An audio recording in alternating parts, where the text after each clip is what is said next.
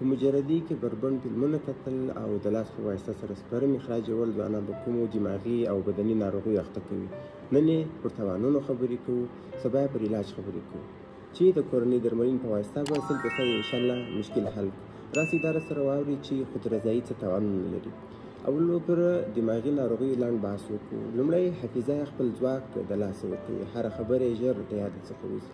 د ارادې او پرېکړې ځواک د لاسه څخه ورکوي. پر خپل ځان یې باور ختمیږي. ډېر بیردونکی او بې زړه ځینې جوړېږي. په هره کیسه او هر کار کې شرم احساسوي.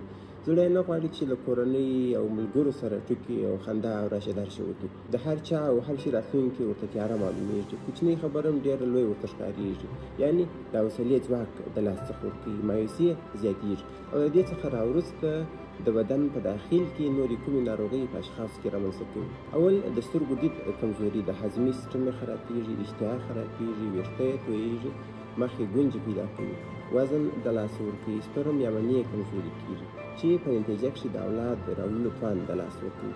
تشویش، سرې درد، بې ځایه ویره، بېخوبي، د ملا د لاندې برخې دردونه، د ټول بدن دردونه، ژر انزالېدل او کورالي کې کمزوري کېږي. او دې باوجود کس د په آینده کې د اولاد راوړلو توان هم د لاسه ورکوي. بیا مننه کوم چې زموږ طبي سپارښتنې تعقیبوئ، نظر مو سره شریک کړي او زموږ طبي سپارښتنې د خپلو دوستانو سره شریکې کړي.